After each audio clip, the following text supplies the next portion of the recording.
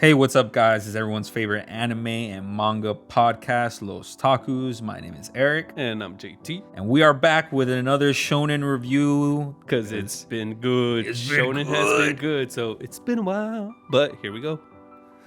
So today, we're going to go through them. And in case you're needing a review, A recap, we do Dr. Stone, My Hero, Jujutsu Kaisen, and One Piece. And the way that I just said them just so happens to be the order of today, but we don't follow that order. It just depends on which one's good so far. So for this week's, we're going to start off with Dr. Stone. Dr. Stone is... Because it does feel like it's coming to its conclusion. Yeah, you stole the words out of my mouth. It is literally reaching the end. Let's do a quick recap of the whole story. Just the overall story.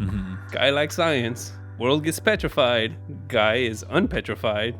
Miraculously, and reconstructs the world's technology. Yeah, so it's in a few years. Yeah, with him and friends. Power of friendship, as usual in Shounen. But done extremely well in this one, because it's pretty fun. It's pretty fun. You actually do really learn things. Yeah, they even had someone from like the Mythbusters, if I recall, like critique it. They did critique it, and they're like, yo, this show's pretty on point. They know what they're talking about. They've done their research. And yes, they've done their research because the mangaka has taken breaks to do research. Literally says there, mangaka taking break to do research. So this man is putting in the work to make sure that the story scientifically can make sense, which I respect a lot. And with it not being a traditional shonen, meaning like it's not focused on the battles, the main protagonist isn't some like, you know, character that trains. No, he's weak, but he's extremely smart, and he uses the smarts, and he uses his charisma to bring in a group of people to help him out and rebuild the world from scratch. Like, it's a shonen, and there's not a lot of fight. There's basically any fights. And it ran this long.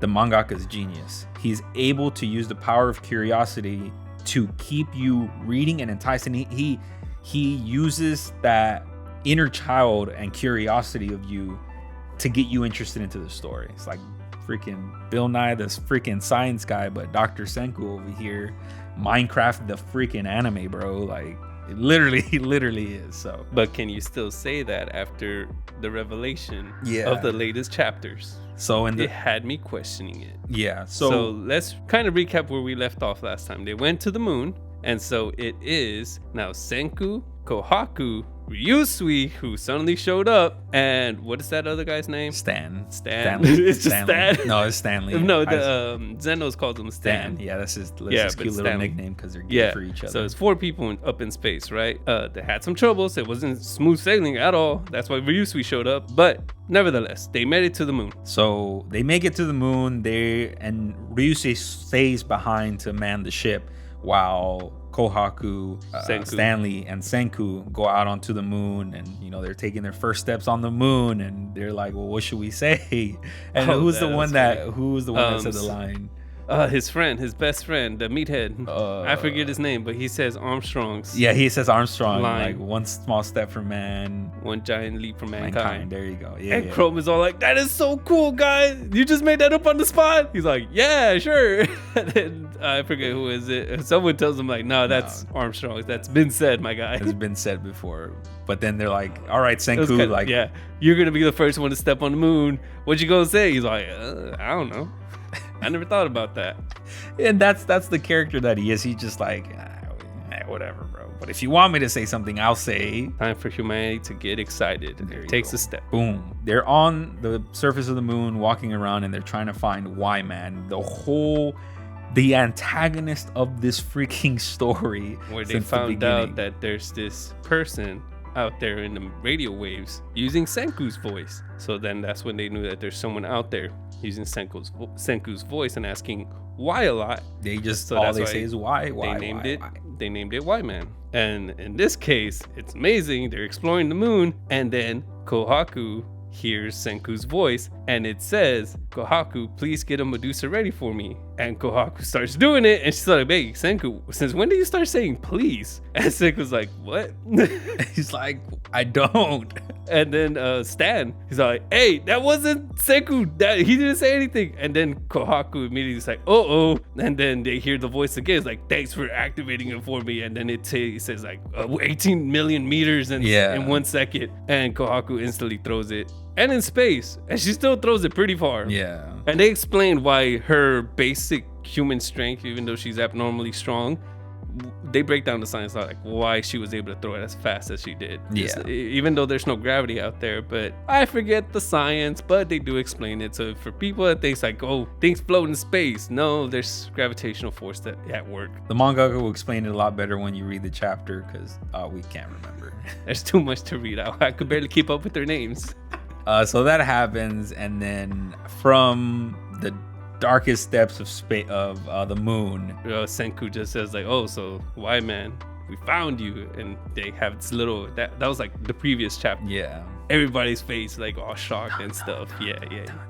And then the next chapter we get Senku's dialogue again, leading up to him walking up to Y Man. It's like, oh, so it was you. It's been you all along. And we're like, so he knows who it is? Like, you've been with us throughout our journey. I'm like, so it's someone? We were thinking someone, but it turns out to be something. Oh. The Medusa. The Medusa itself. The Medusa itself is Y-Man. And quite the revelation that was. Shocking to me, but at the same time, plot twist. I appreciate a plot twist. The fact that it wasn't a person, but something. The critical part of me was just like, disappointed? A bit. I was disappointed. I was disappointed. I kid you not. It was kind of a letdown. It was a letdown for me. So you solve all of this with advanced technology. So it's a parasitic alien. Basically, it's a mechanical parasitic alien. Mm-hmm. That's still cool, and it explains why it was able to petrify the whole of humanity, but still kind of anticlimactic. It is anticlimactic. So the main purpose of these parasitic aliens, why all of this is happening in Dr. Stone, is basically because it itself is afraid to die. It petrified Earth, and it knew that Earth was going to be unpetrified, and it took rest in the moon to wait for an earthling or a human to be unpetrified. The alien wanted to entice them to think, oh cool, a bunch of us are healed, I feel better, they'll figure it out eventually. So if we do it a few times, then they'll figure out that our power is what keeps them going, and then they're gonna seek our power and want us and help us, so that way they can feed us the energy that we need to live. That was basically the whole plot point. It's kind of weird that an alien finds this planet, petrifies everybody in order to try to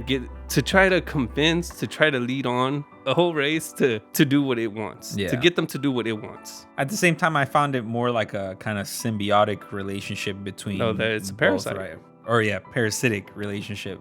They feed off of them or whatever. So it's a working relationship, but hey, it's kind of like taking someone as a hostage. Yeah, you know, so that's what makes it parasitic. I think that would have worked better. Like, hey, if you don't make this power course for me, I'm gonna keep petrifying you. That would have been a little bit more to the point instead of, hey, let's see if they keep figuring this out, if they figure this out. Yeah. And maybe they're gonna want my power, and then they have no choice but to do what I want. But instead, that's how it went. Instead of being like, hey, I could do this, so make me my stuff, or I'm gonna keep doing this. It speaks with Senku's voice. For some reason, Senku specifically. Maybe because he was the first one out. Probably. Or he figured it out. Yeah, he figured it out. First radio voice that it heard was his. Humanity coming back was his. Oh yeah, no, they did explain that. It was his. Yeah. The life batteries that they to live longer was made by Senku. Yet they were trying to keep Senku out of the picture. And if they have a limited lifespan, I don't think that was still a smart idea. No, because that would have still taken humanity a long time. Didn't take Senku a long time, but anybody else, it would probably take them a long time. Yeah. So Senku negotiates with the Medusas, or now that they're calling them Y-Man.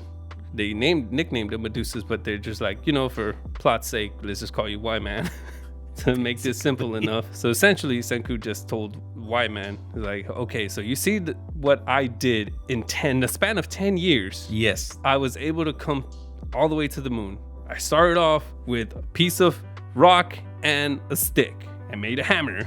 I went from doing that, and in 10 years, I made it to the moon. Can you even imagine what I can accomplish in the future? And with your help and the technology you have, we can accomplish humanity in a few years. Is gonna be amazing. Like, our possibilities are endless. But to achieve the power source that you need to survive, I might not have the knowledge or the technology in time before your life ends. So even all of humanity, even after I'm good and gone, humanity might not achieve the power source that you need to live on forever. But if there's even a slimmer of a chance, help us out and I'll try to help you out. And Y-Man said no. He's like, that percentage is almost absolutely zero. He's like, you said almost, so it's not zero.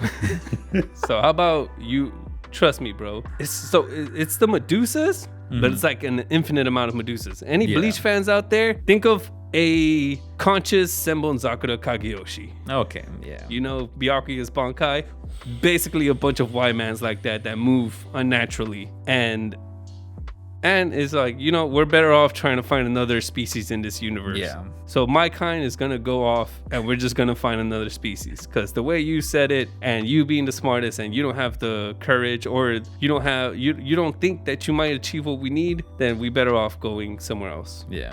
But I'm going to leave one piece of me. And one little Y-man goes in front of Senku. Like, you may keep this me in that slimmer of hope that you do achieve our goal, then we will all come back. So for now, you can keep this piece of me and do what you will with it. Do whatever you want with it. Dismantle it, break it down, and then we'll talk. Yeah. Y-man, the parasitic, whatever it is, just floated away onto space and left one piece of itself. One piece? We found the One Piece, bro!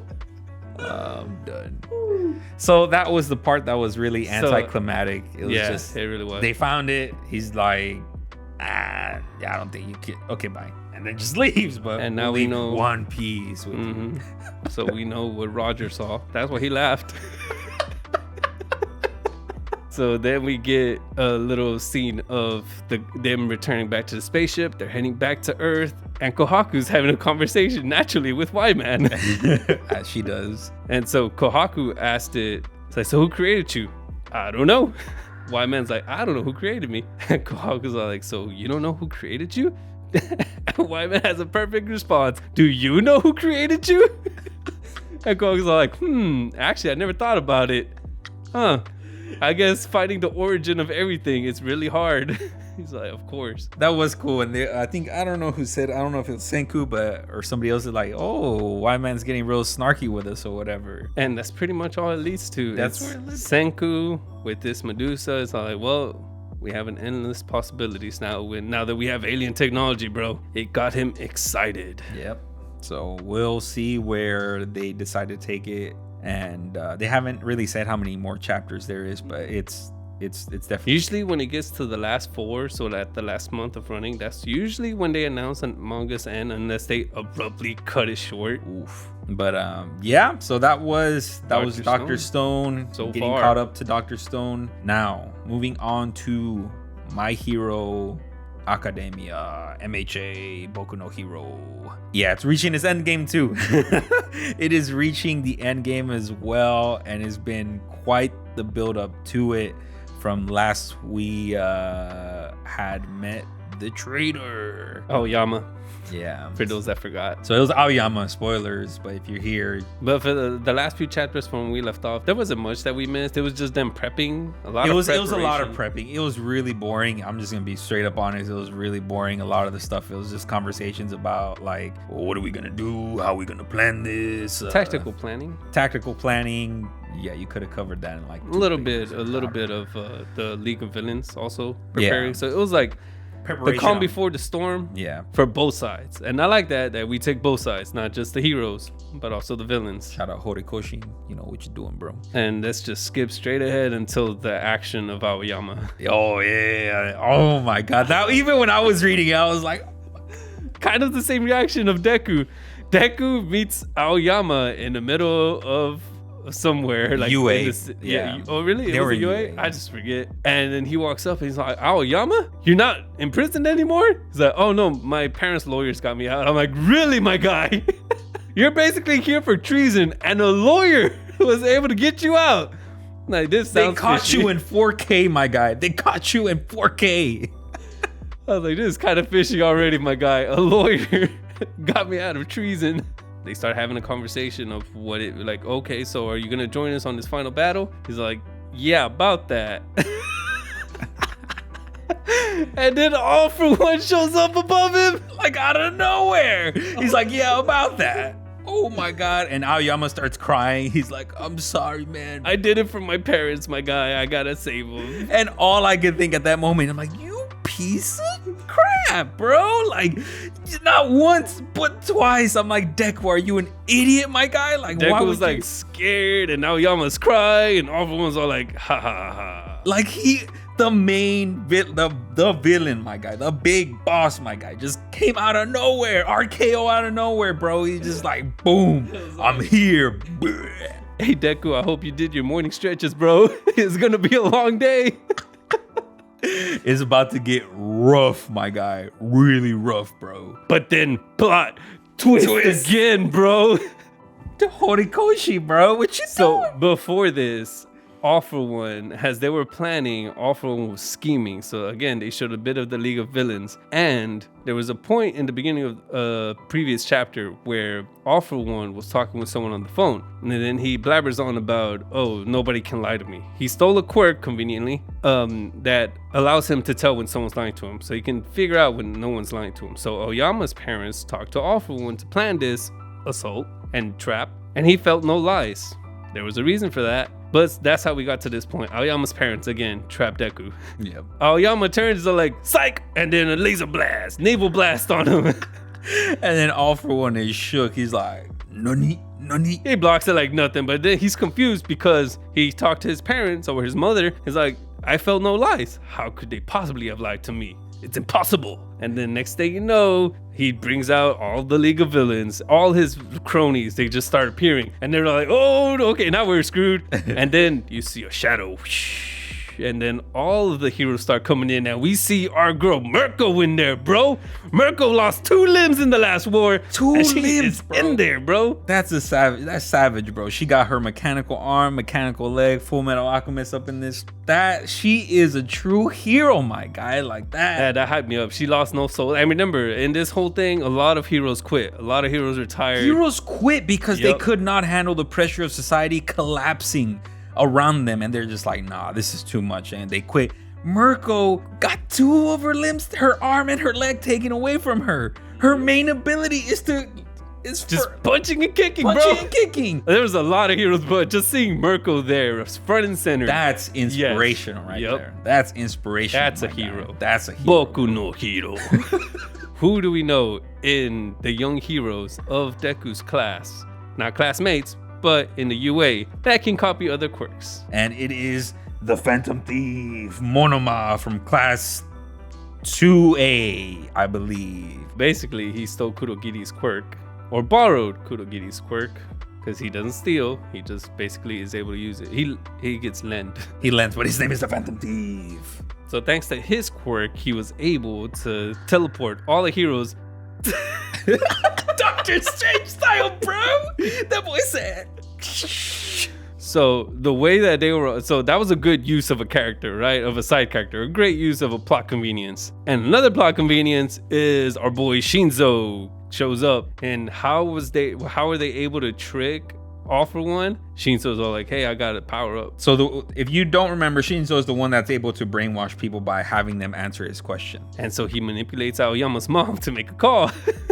And they the heroes finally trap the villains. And so we get this whole end game kind of meetup between all the villains and all the heroes. Avengers, assemble! And they don't want it to be like an all-out war in the middle of the city. Heck no, bro. Hell So no. they caged them up. It was the sand guy. I forget, but whoever was able to trap them up, seals some of them up like in groups and splits everybody up. They're able to break free, bro. Like, whoa, that was just to split y'all up. And then Monoma again. He's like, y'all broke free, but goodbye, bye-bye. And so Monoma starts splitting people up and putting up different groups. And meanwhile, like the villains are trying to break out from that seal that they were put into that little dome. Yeah. And they're all trying to break out. So the heroes are pushing them back, like, beat them. But Eri can't hold them back. And then all of a sudden you see the teleportation happening, the little gates that they use, the Kurogiri's gates. And then all of a sudden there's a whip at Deku. There's a great scene of Bakugo and Deku. And next thing you know, there's a whip out of nowhere and grabs Deku and pulls him. He's like, whoa! So everybody's getting split up in this divide and conquer strategy because there's no way they're taking them head on like that. So really brilliantly played out by the heroes to split all the villains up. Now you're starting to see where everybody went. And then the first one that appears is Endeavor confronting All For One. Along with the team of Hawks, Tokoyami there as well. I don't remember. And I'm trying to remember who else. But there's a lot of other heroes there, but the main ones that I saw, because some of them are drawn really small, but the main ones that I saw were Hawks, Endeavor, and Tokoyami. Oh, Hawks instantly. As You're talking about inspiration from Marvel for this hero story? He went for the head. He went for All For One's head as soon as they got on the other side of that portal. He grabbed one of his feather blades and it just real quick tried to take off his head. He's like, well, he's wearing a helmet. Yeah, his helmet is tougher than I thought. Endeavor, he's like, it's okay, bro. We kind of figured, but why not give it a shot? That would have ended it. Go for the head. Remember that, guys. It makes sense for Hawks because he's actually killed people. So, you know, what was probably one of the coldest lines from in the whole series, bro. Oh my God. This man, he's talking to Endeavor. So remember, All For One is always cocky. He always feels like everything is going according to my plan. And even if it's not, I'll make it go according to plan. And so Endeavor is also getting in a few jabs like, hey, finally things didn't go your way, did it? All For One doesn't let himself. So he's like, hey, things might have not gone my way here, but in this situation, there's something more cruel going on, as in your youngest cleaning up your mistakes by taking on your oldest. And then from there, it pans over to the next scene, and which is another warp portal. And it's Davi and Shoto about to face off. And that made me laugh because All For One is a savage for that. He said, he just clapped. It's like, this might be cool. This might be a war, but you know what's really cruel is that you're having your youngest son fight your oldest son to clean up your cruelties that you did. And then all that character development for Endeavor just down the drain. You remember what a piece of crap he is, and it's like, yeah, he's a piece of crap dad. He couldn't even take care of his own son like that, so he got Shoto to do it instead. Even though Shoto wants to do it. Yeah, Shoto wants to do it. Shoto has been preparing himself to fight Dabi. Yeah. So this was always Shoto's fight, his major fight. But still, All For One. Sing. So after that scene, we move on to the next scene, which is a giant floating UA in the sky that's encapsulated by like barriers. And then you see Shigaraki there. He's like, why am I in UA? And then you see Best Jeanist and Bakugo's like, hey bro, it is not good, bro. This is not good. He's all panicking. We've never seen Bakugo panic, but in this moment, panicking. He's like, at this moment he knew, but he's like, where's Deku? Is the guy, bro? Never ever have you seen Bakugo worried. Like, even when he was captured and he was like, when they tied his mouth, he's like, don't come for me, bro, basically. But now he's just like, hey bro, where's the main character, bro? We're fighting the main villain. We need our plot armor, bro. Where's the plot armor, bro? And then we see where Deku ends up. And Deku ends up next to Uraraka and Tsuyu. And everybody's confused. And like, Uraraka's like, what are you doing here? Yeah, you're not supposed to be here, bro. This is B-roll. This is B-side right here. These are side characters, bro. You should, where you at, bro? So we had a conversation about this. And Eric kind of did not like that. I didn't like it. I don't mind it. And so remember, I don't know the users, but he has a spider sense, essentially. He can sense danger. So when he got grabbed, he didn't sense danger, and then he was pulled, so he didn't sense danger. And for me, that made sense because it's Himiko. Himiko is yandere for him. right? She likes him, like she likes Uraraka. So even though it's a Himiko, it's coming from an affection, and she's gonna do harm. Yeah. But it's an affectionate harm, so it's unique to her. Yeah. So that's why she can bypass Deku's danger sense. His danger sense. But just the main reason I didn't like it is he has no need to be there. Like, why? I mean, apparently Horikoshi thinks where the story is leading. Where the story is leading. I leading. think this is less have to do with Deku, right? But it has more to do with Himiko. Yeah. Because she's such a unique villain where everybody else, tragic backstory or abuse in case of Dabi. But for Himiko, it's just nature. That was her nature. She was born this way. Yeah. And nobody changed her. Nobody consoled her. It's just natural for her to act this way. And the first time that she almost received help was from Uraraka. Mm-hmm. And seeing someone as heroic as Deku and taking a liking to that and not being able to hurt him all the battles that they've had. So that's why she wants him. She's confronting her wants in this battle. Because I'm pretty sure she's like, I love these things, so I have to kill these things. So there was a point in time where Dabi mentions like, I got the blood of the original. I'm like, what's he talking about? And then he says like, yeah, that's twice blood. So she has the ability of twice. So that's going to be pretty tricky for Uraraka and Froppy and whoever else is with them. I didn't pay attention because that was the most important part. Yeah. So that's going to be tricky for them to go up against a bunch of Himikos or a bunch of Twices, because Twice took out a lot of people with his power. So I guess this is a plot armor for Uraraka and Froppy. So they currently have the plot armor on them right now. But still, I was Bakugo and Best Genius? Are you kidding me? Against Shigaraki? Bro. Best Genius is about to get wrecked twice, bro. One by the master and then again by the student. Bro, he did him wrong, bro. Yeah, I've never seen Bakugo that worried, bro. So this is like the first time I was like, Vegeta, you're a badass, but you can never get the big win. Yeah, so that might be too. Like he's gonna try. Bakugo's gonna try his best, but he will fail. Essentially fail. So, and then Deku's gonna show up over Bakugo's body. And he's like, no, besto friendo. And he's gonna go Super Saiyan, and basically Goku versus Frieza Part 2, and it's gonna last 30 episodes. And no, but it's gonna be good. It's gonna be good. Yeah, it built up very nicely. That was only Eric's a bit iffy about getting him with Himiko. Yeah, so. Yeah, it makes sense to me. And I like that Himiko pulled that off. Mm-hmm. She again put everything in disarray. But yeah, good stuff from Horikoshi from these last couple of chapters. Oh, we did forget to mention Uraraka and Deku had a moment. A little bit. Just throwing that. But it's a shonen, so. Yeah. It's not like they confessed or anything. They just basically stated what they're seeking for this war. Uraraka to actually help Himiko. And Deku's all like, cool, that's not weird. Because she says, like, I'm weird, huh? Trying to help a villain. She's like, no, you're not weird. I'm trying to help Shigaraki. So they have that in common. And that was it for My Hero. Good stuff. Now, moving on to probably still considered for me pound for pound king in Shonen Jump right now, Jujutsu Kaisen.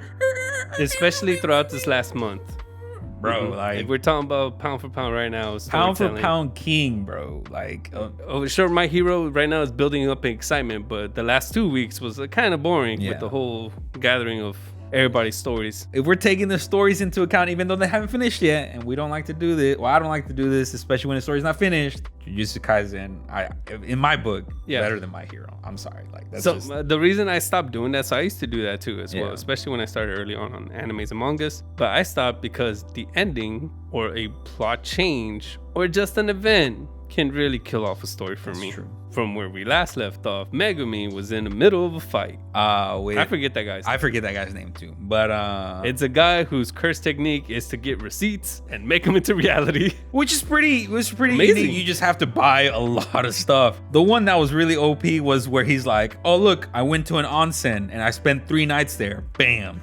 Healed. Refreshed. Let's go. That made no sense for me. I hated that, bro. That's kind of OP. Weird. It's weird because it's unique, right? It is unique. It's like, hey, I had this 1 weekend trip to an onsen and it was amazing. So guess what I can do? Ha! Refreshed. Pepsi.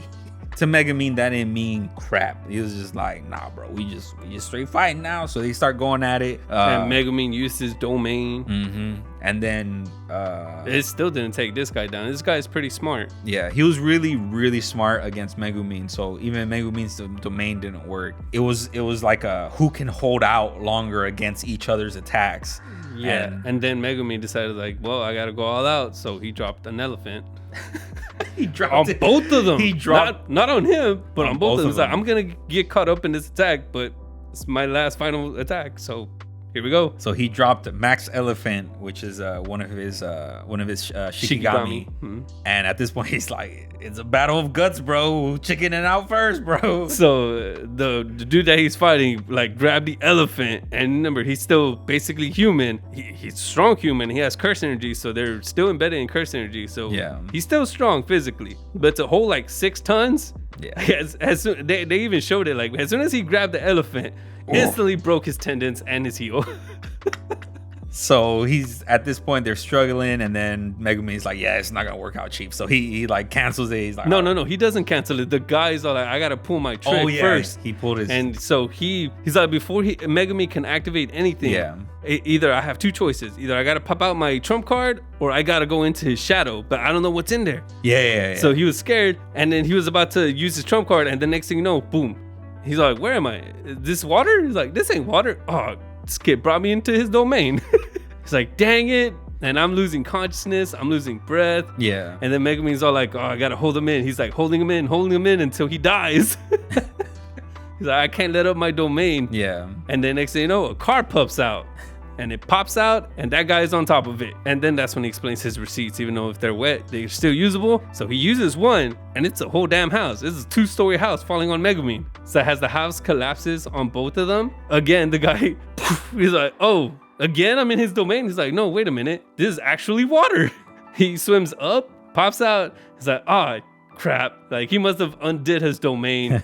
He did. So he undid his domain. So the house fell on the building. So they were in a gymnasium. So underneath that gymnasium was a school swimming pool. So that's where they ended up. Yeah. And Megumin undid his domain. And so they were like, oh, like, we're pretty low on curse energy. So this is a fist fight. And that was the coolest thing. They put up their dukes. You're low, I'm low. We just gonna straight throw hands, bro. You catching these hands? Let's go, bro. And Megumin's all like, even without curse energy, this guy was pretty physically tough, so I better watch out. So they're going at it. They're throwing jabs or whatever. It's a pretty, and especially when it comes to choreography, Akutami Gege, he does great choreography in the manga. And again, his artwork isn't amazing, but the fact that it still visually tells you what it needs to tell you and tells a good story is still very good. Very good. And then when it gets translated into anime, even great. So they're throwing hands, and then Megumin's trying to come up with an idea of like, and how their am I dialogue, gonna kill this guy? Yeah, even that guy knows, like, I'm pretty sure he has a trump card. I have a trump card, so we'll see who plays the trump card first. And before he could even finish his thought, blood. He's all like, what? And it is the Shadow Doggo. His wolf doge. So the Shadow Doggo came out, bit this guy's jugular, and just murdered him. Took out his ear, and then all of this is hanging. Even I was reading it, and I'm like, ugh. Yeah, it was gory, man. And I was like, bro, how is this a shonen, bro? The main reason he got caught off guard, the bad guy got caught off guard, is because he thought he couldn't release the dog anymore. But then Megumin's like, because he released him earlier in the battle. Yeah. But then Megumin's all like, it takes more than what you did to it to get rid of it. Yeah. Because he did hit the dog. And so he thought it dispersed it, because most of the Shikigamis that he punched or used an attack with, they disappeared after like one hit or a major hit. So when he took out the doggo, he thought he took it out. But nope. Megumin's all like, it takes more than that to kick my dog's ass. Yeah, he's like, Shadow Doggo, you dead.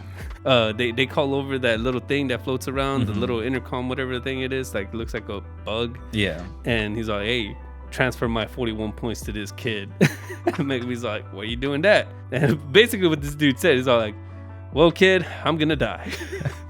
I have no need for these points. There's no need, and I don't need to transfer you the points. But since I'm gonna die, that means you're gonna have to stick around. And with more points means you're gonna have to stick around for a long time, and people are gonna come after you for those points. So if I'm gonna die, at least I'm gonna make sure you suffer while you live. And we talked about this a lot of. So spoilers if you haven't, for some reason, read the anime or the manga, only seen the anime, hey, you read subtitles, bro. You read the anime. So if you haven't gone beyond the anime, there's a lot of characters that die. And when they die, each of them, their final words are usually a sort of curse to a person. And this was his curse to Megumin. He's like, I'm gonna die, I'm gonna give you my points, but that means that you're basically gonna suffer while I die, while I'm dead. Yeah. And then he goes down, and there you go. And then we move on. Our boy Takaba, bro. Takaba. We've been introduced to two awesome characters in Jujutsu Kaisen just recently, which is Hirugama, the lawyer, and Takaba, the comedian. And this guy was fighting one of this guy's cronies, and then once they sense that he's dead, it's like, oh, and that guy's like, man, I hit this guy so many times and he's not injured, and he has like a bump on his head or something, or it's like smoke coming out of his hair. It's like damage. But even so, that guy's like, God dang it, man, I don't know what to do with this guy. I can't figure him out. And then once he senses that his master's cursed energy disappeared, he's like, all right, I'm out. So, all right, guy, I'm going home. It's like, oh, you're leaving already? He's like, yeah, I have no purpose to be here. Oh, okay, make sure you brush your teeth and take a bath. But then before he leaves, he goes all like, hey, my guy, how about giving me your points? He's like, no, go away. No, come on, man. You have no need for them, right? Come on. He's like, give me your points, bro. Come on. I'll make you laugh, bro. Come on. And meanwhile, we get a little editor's dialogue there, the mangaka's dialogue. He's all like, his power is called the comedian. And whenever Takaba thinks of something funny, and whatever he says becomes a reality.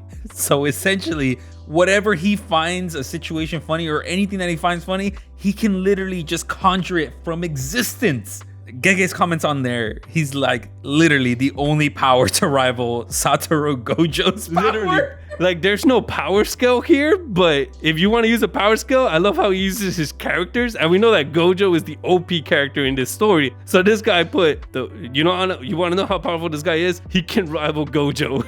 But and then the beauty of this is the next speech bubble says, but Takaba doesn't know how his power works. He is clueless.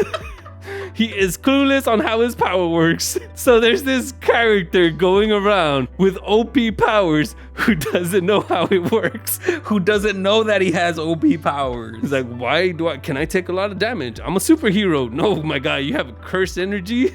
And he's just like pumped up. So he's somehow instinctively using curse energy. What Yuji and everybody else had to train for, this guy's just instinctively using it. And then he has a curse technique that is pretty powerful. He just doesn't know how to use it.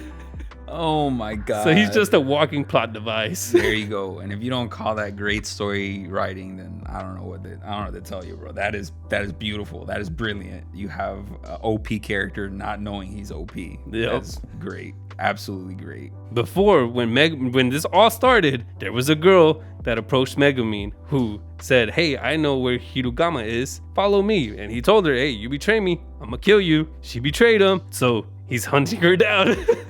She's running, and the big doggo is right behind her. She's all like, oh man, I'm gonna die. And right when the jaws are about to approach her, you just get a little dialogue that says, Megumin, stop. And so he's like, okay. And then he just says his sister's name and walks away. And then the girl's like, you're not gonna kill me? He's like, nah, I'm tired. And he's walking away, and then he passes out from his injuries. It was a major battle that he had. And then there's like a character that comes in. I couldn't tell if it was a girl or a guy. Oh, it was the angel. Yeah, the angel one. We still don't know if it's a girl or a guy, but it was the angel that they were trying to look for, because the angel's curse technique is one of the only things in existence that can release Gojo from his seal. By chance, the angel found Megumin, and good, bad, we don't know. We don't know yet. We don't know. We don't know if it's affiliation. He's about to find out. So, but Megumin's about to find out. So we'll see. We'll see how that one goes. And then it gets really good after this. We get a dialogue of 4 new characters. One with 91 points, one with like 70, another with 50. One of them was a special grade, cockroach, kind of gross. And one of them was a chick who is naked all the time, but like part of her is see-through. So is the reverse of Invisible Girl. It's like her clothes get see-through, but she's basically naked all the time. And so they're basically saying like there's this section, which is Sendai. And in this section, these 4 rule this section. These 4 have been in a heated battle and nobody makes a move because they're all strong. So they know if they fight, it's going to take a while or whatever. And then one of them dies. Now who's the one that kills him? Our boy from Zero, Yura Okotsu. He killed one of the character with the highest points, 91 points.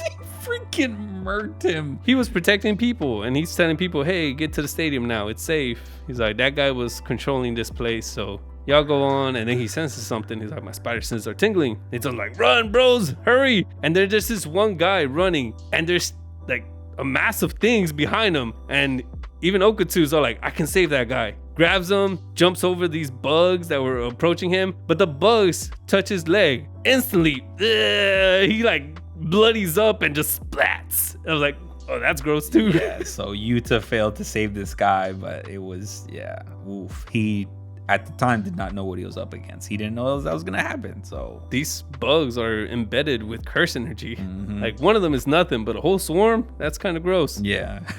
And then the special grade curse that comes Cockroach out. curse. Yep. So apparently this cockroach special grade curse was dormant because it knew that the one with 91 points was really strong, so it didn't want to risk itself. So it remained dormant for a while. So seeing that it was dead, not knowing who killed him, it came out. And so Okatsu is just like the last video that we made, Char. So he is always vigilant of his surroundings. So Okatsu knows that he's being watched. He's like, in the middle of dodging this bug's attacks, he's like, 2 people are watching me.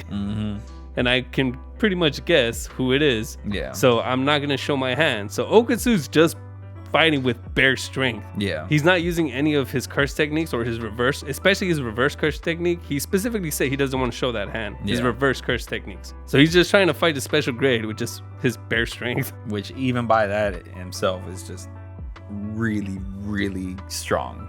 So Eventually there comes a point where he's doing his best to dodge this, and then this bug tries to clamber onto him and he dodges it, but it still ends up biting his hand or his shoulder and stuff. And then when it goes away, he's like, oh, it got me a little bit. And then next thing you know, 2 bugs come out of his shoulders. He's like, he instantly cuts them off and like pulls it off, and he's like squirting blood all over the place. I'm like, that's gross. And then to get rid of this guy, or he gets swarmed up, and then this bug, and they attack him, so he gets knocked down. So this bug is like hovering over him and just about to bite him for the finishing blow.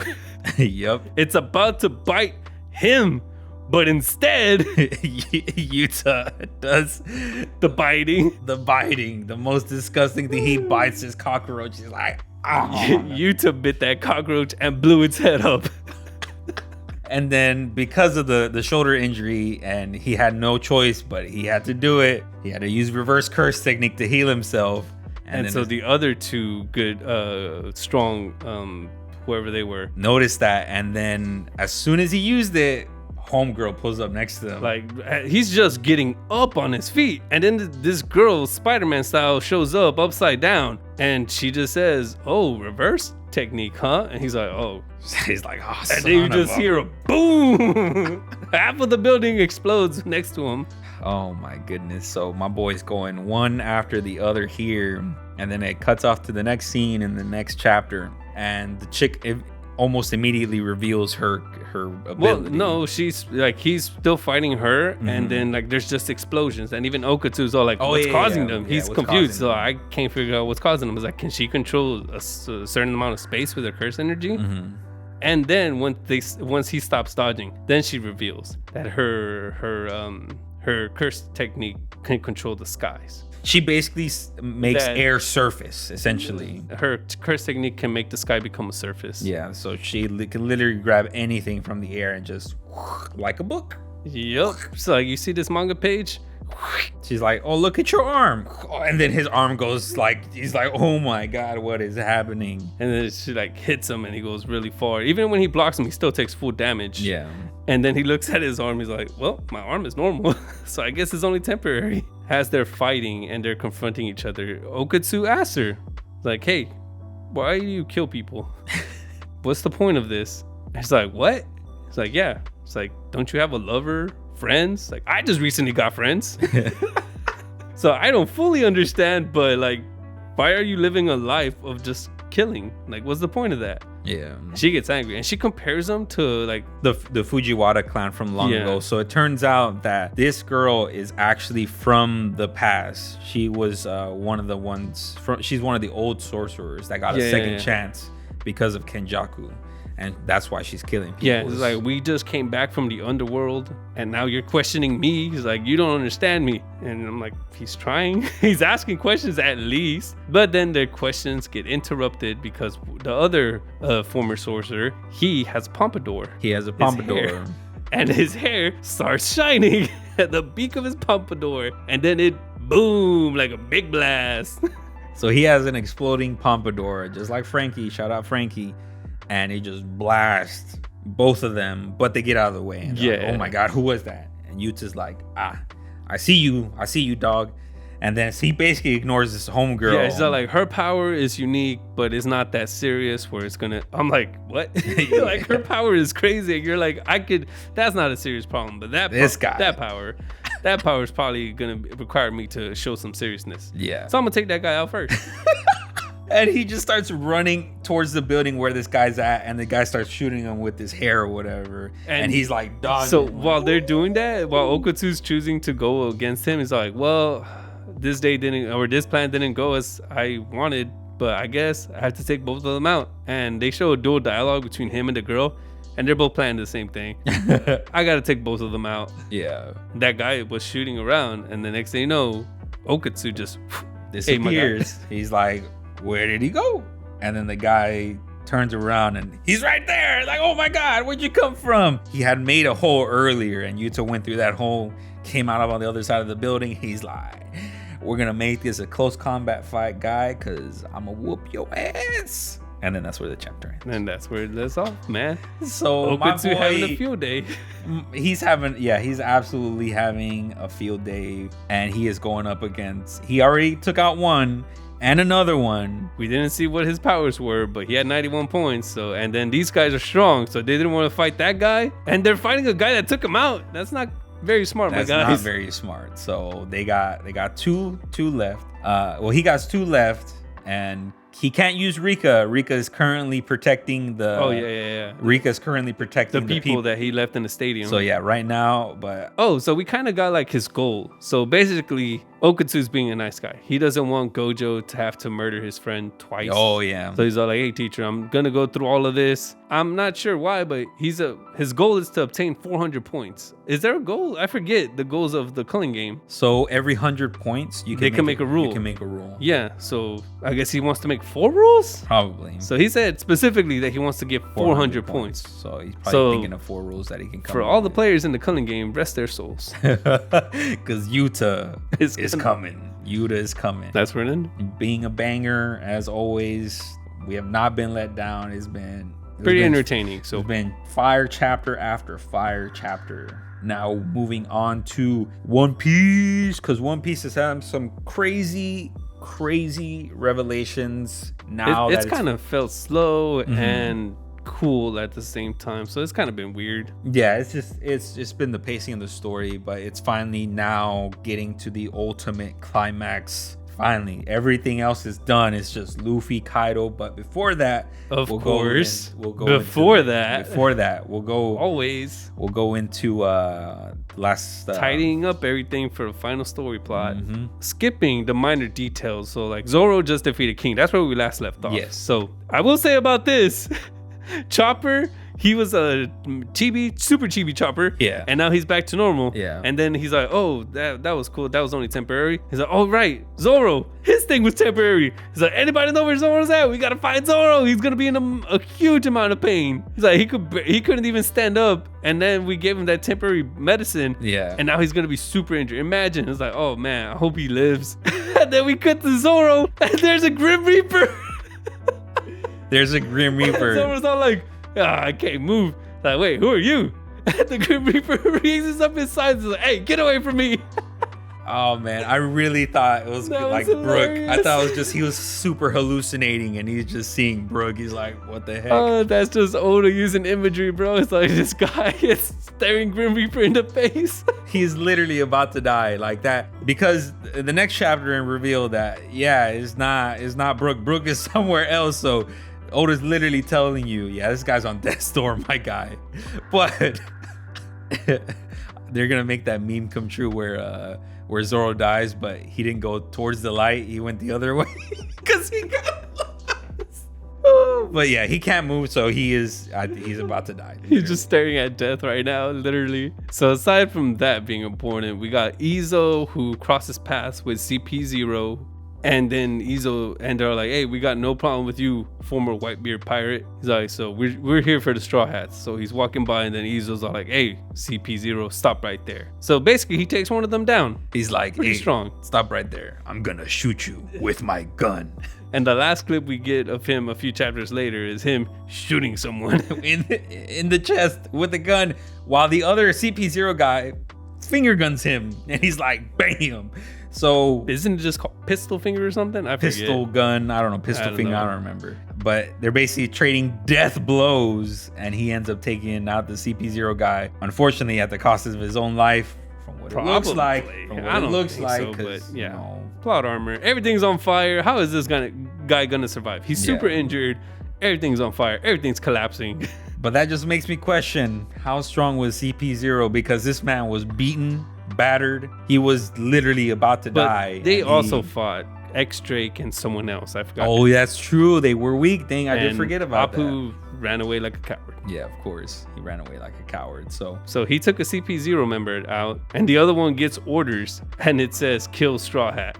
he's like, he's fighting Kaido, bro. I'm not doing that, bro. Like, I'm not getting near that battle. Like, we know how absurd it sounds, but no, you got to kill that kid. It's like, are you kidding me, bro? Like, this is an order from the 5 elders. He's like, you got to do it, bro. Hey, that guy's like, I don't want to. No. Oh, no.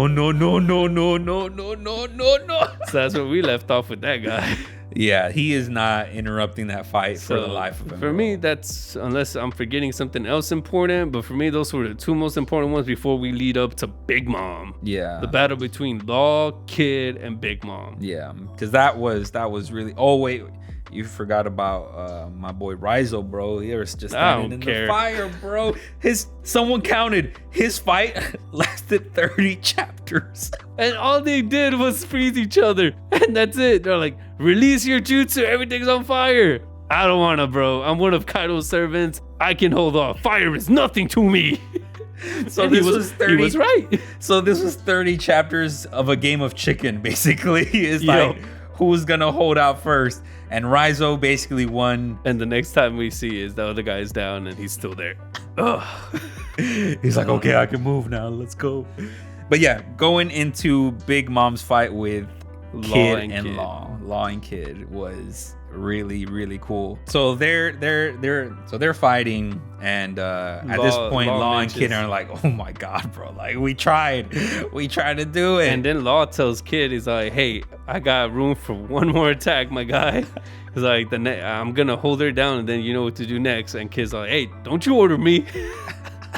Law goes in for it and he does the same technique. His awakening technique, puts the bubble around his sword and just through Big Mom. He does it twice. So this was the second time he was doing it. The first time he does it to her and pierces her in the cheeks. Yeah, in the cheeks. And she's all like, Law, you're still putting up a fight? And then I forget what he said. Oh, it was called Puncture Willie. Yeah. That was the name of his technique, Puncture Willie. And then he says it, and then next thing you know, Big Mom just blah, just blood everywhere. So I don't know if you noticed when he did that technique, Oda had drawn him, but half his hand. And you know how it says death? Well, when he did it, he only drew the 3 fingers and it said eat. Oh. I thought it was such a really small detail, but that was so cool. I'm like, because Big Mom eats and he's like, well, eat this. Yeah, and he did it, and then blah, she squirted a lot of blood and screamed. And she's all like, dang, it broke most of my bones. And she got up and she's like, it's going to take more than that to defeat me, kid. Not that kid. This kid. The kid. Youngster. The youngster. And then she uses her own powers on her bones. to heal herself. It's like homies, and then she does it to her broken limbs, and then she flexes, and the limbs, her body talks to her. Ready, my homies? And they're like, mama, mama, and then she does her thing. Yeah. Her laughter. And then that's when when Law is all like, hey kid, I only got one more attack after this. Yeah. He's like, so you need to hit her hard so that way I can use my my technique again. Yeah. So Kid uses his awakening, which is assigning magnetic fields. Yes. So he assigns a building that he sees or whatever, and Her S and the building N, and so they're coming together. And Big Mom, she's stuck to a building, and then a tower's falling on her. And what she does, she rips that building and turns around, and the kid's all like, "What?" She broke a whole building. And she's literally, it's still stuck to her, but she broke it. And then that caused enough of a diversion to where Law comes in. This is awakening power again and does his puncture willy. It's weird. Whenever he does his puncture willy, like when he did his puncture willy the first time and it went through her mouth, it looked like it went to her head, but then we get a close up. It just went through her mouth. It extends. Once he awakens, uses his awakened power on his blade, it extends. The power pole. Yeah, he said, shoot to kill, puncture willy. When he used the puncture willy the first time, it didn't extend that long, right? Yeah. But I don't know if the extension does the most damage, because when she was still tied up because of the magnetic pole and she was tired, and he goes up onto her chest and stabs her in the chest, and she's all like, Law, this ain't gonna work, kid. He's all like, more, and then she starts pounding her chest because he's on her chest and she's huge, so he's getting wailed, and everybody's all like, Law, you're gonna die, bro. And then even Big Mom's all like, did he lose conscious? Because he's not moving. Yeah. He's just holding the hilt of his sword and he's just waiting. He's like, more. And it's funny because as the blade is extending, you see all the people like, hey, whoa. Like, what is that? Even Yamato, she's all like, what is that? She's at the bottom of the building of the island with all the bombs. And then even she's like, wait, what was that?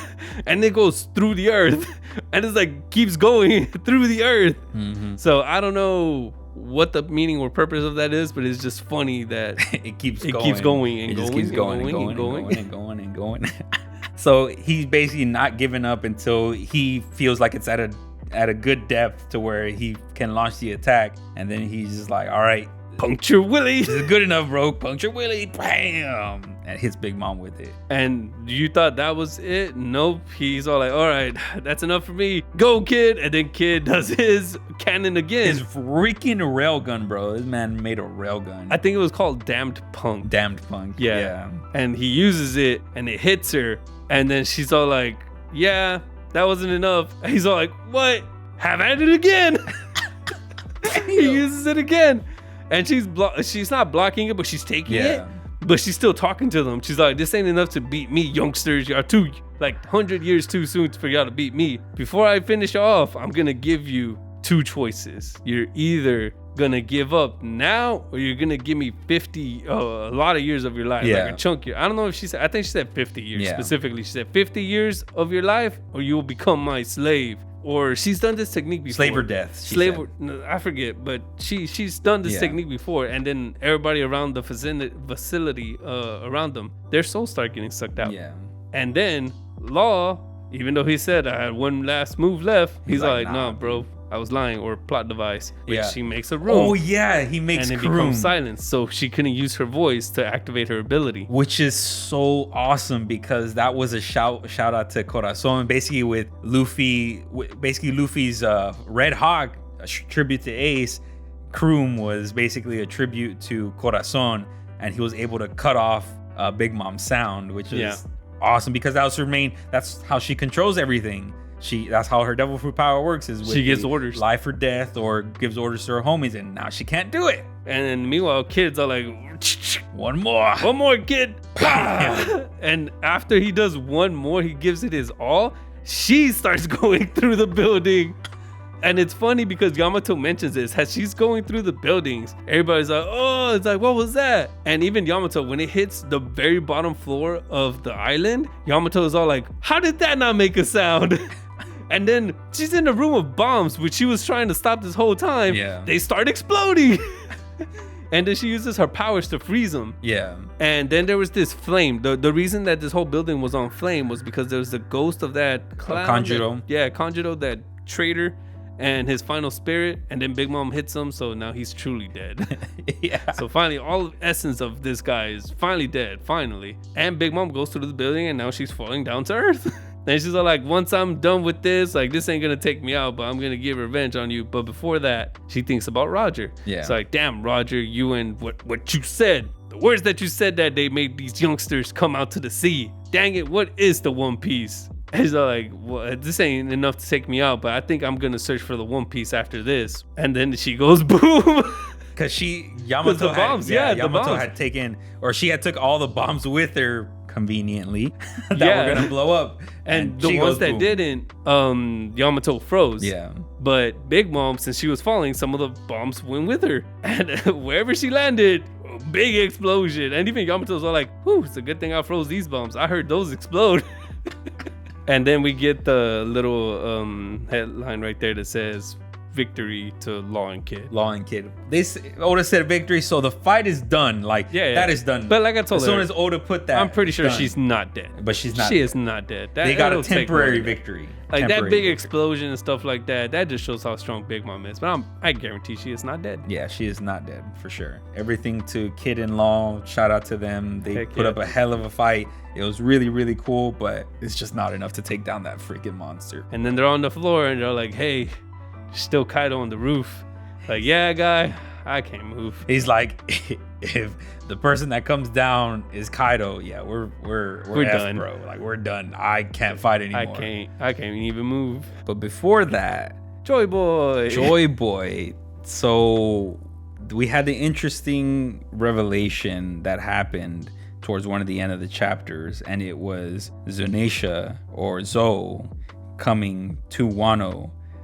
And we're like, well, what's going on here? Well, when the chapter had came out, I was like, nah, there's no way. Like, is Momo controlling that thing? Like, there's no way. Like, how is that? How is that possible, right? Yamato's like, did you call that? And he's like, oh, it can it hears me. I can talk to it. And then Zoe asks Momo, hey, partner, how can I help you out? And I'm like, oh, if y'all forget Zoe, it's that big elephant walking island elephant. Yeah. So I have two theories about this. Either an elephant that ate a devil fruit that somehow turned it into an island, or on the most Oda crazy level thing, an island ate a devil fruit that turned it into an elephant. So a devil fruit fell, it brought it and went back to the earth, and it became an elephant. We'll see. I don't know, but that was absolutely wild. But the fact that Momo can actually control it, Yamato was saying to Momonosuke, telling him, hey, your dad said this before. And before that, Momonosuke was talking about the journals that he now knows why he's important. Yes. He read his dad's journals, which Yamato had. And he's all like, but there's a few crucial parts. Like the most crucial part, my dad, for some reason, tore them out. He felt like I'm the important kid of someone important, and I'm set to do something important. Yeah. But he never truly believed it. But now after reading his dad's journal, now he knows that there's no way I can die here. Yeah. There's no way I can let this island fall on my people. I have to stop this. But at the same time, Yamato, all of this whole fighting, everything that's happened to me so far is the reason why I feel like I should keep the way things are as they are now. And so he feels like he should keep Wano closed from the world because all of this stuff is scary. And then Yamato refers to Momonosuke, something that was written in the journal. And it was, you are the one that will guide the world to the new dawn. And essentially what a lot of people were referring to, or that I inferred about that, is like he possibly might be Joy Boy, but who knows. But we had also learned that in the past, Zoe was actually a partner of Joy Boy. That got me thinking that devil fruits aren't actually called devil fruits. They may have been given that name. They're referred to that by the government. By the government. So they may be called something else. I feel like they called it devil fruits because if you see the word devil on them, or they tried to give a stigma to them so that way people would stay away from it. Oh, don't approach that devil fruit. It's just weird. It's a lot of censorship from the government still. And when is it not? Yeah. So we do know that Zoe was basically set a punishment to walk the earth forever. And that punishment was set by somebody. And it was because Zoe helped Joy Boy in the past. Now Zoe is helping Momonosuke the same way it helped Joy Boy most likely in the past. So there might be some kind of connection there. We still don't have enough information to confirm that Momo might be Joy Boy, but a lot of people are inferring. I'm kind of inferring that way. Really important update to the whole lore of One Piece. This whole Joy Boy thing, I'm like, whatever. That's of the past. I'm off the now. Luffy can be Joy Boy. Oh no, now Momonosuke can be Joy Boy. Oh, they could both talk to this giant elephant. Cool story, bros. Well, how's Kaido doing? That's the main meat right there. Speaking of Kaido, let's cut into that.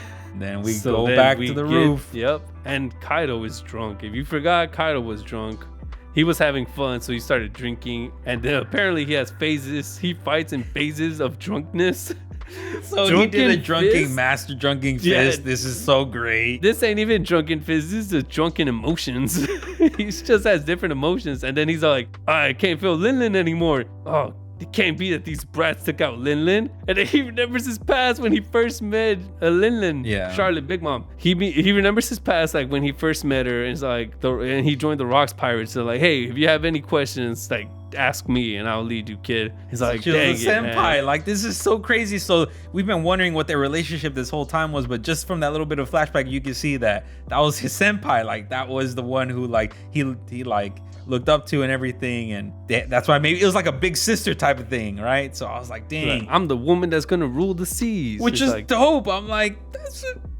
He's like, and we promised to help each other and find a One Piece together. He's crying. She said some interesting things though. She said, is this your first time joining Rocks? As in, like, people have left and joined up before, and she says, don't trust that scumbag. So, which led me to believe he betrayed his own crew on God Island. Like, maybe that might have happened. That, I don't know, but he seemed obviously like he was able to lead them through strength, but he was a piece of crap. So I want more Rock's backstory. We're gonna get it for sure. Especially because he's fought Garp and Rogers. The two most OP guys in the One Piece verse, bro. That's gonna be a good backstory. Whether we get it in an OVA, movie, whatever, we gotta get that. We get into Kaido's fight. We get into Kaido's fight on the roof, and yeah, he's crying at this point, and he's still wailing at Luffy, crying. And then Luffy's like, I don't care about your dream, bro. You made these people starve, and I'm gonna beat the crap out of you. I only got one last gear for it. Oh, before we get into the last scene, they showed a few clips of them fighting, and there's one point where he hit Luffy in his drunken state with his hammer, and then Luffy tried to block it, but it still hits his head. Yeah. He's like, oh, that hurt. And he gets up and he headbutts him. Yeah, then after that, Oda Draz has this like really, really cool scene to where it's Luffy like dashing. He drew him like really cool. Then you get Luffy going into dialogue. He's like, this is my last Gear 4th, bro. Like, this is it. Gear 4th one last time. Gear 4 Snake Man. And he just starts punching at Kaido, and Kaido's like, Kaido, the man he said, I can't see them. How many punches is he throwing? And he's like, you made these people starve. Screw your dreams, bro. I'm gonna take you out of this country. And then that's where it ends. So I'm gonna kick you out of this country. It's funny. He's using a Yonko to test powers out. It's great. And now he's going into Gear 4, the fastest form that he has, Snake Man, and he's now combining the speed and Conqueror's Haki into those attacks. We'll see where this goes. And he says this is his last time using Gear 4, so he's pretty exhausted as well. I'm excited. Everything is reaching its climax. One Piece, Jujutsu is now in. Well, no, Okutsu's having a great fight. So One Piece is in a good fight. Jujutsu Kaisen is in a great fight. Senku, I feel like that's End's journey. And then My Hero is in the end game. So we got 3 with really good fights incoming or continuing. Yeah. And then 1 that's just like smooth sailings from here on out. Hopefully. We'll see. So yeah, that was this week's Shonen Review, you guys. We hope you enjoyed it. A lot of good stuff going on in Shonen Jump right now. Very exciting. Definitely check it out, Shonen Jump app, if you haven't already gotten it. So yeah, you guys check that out, and then we will see you guys next time. Out.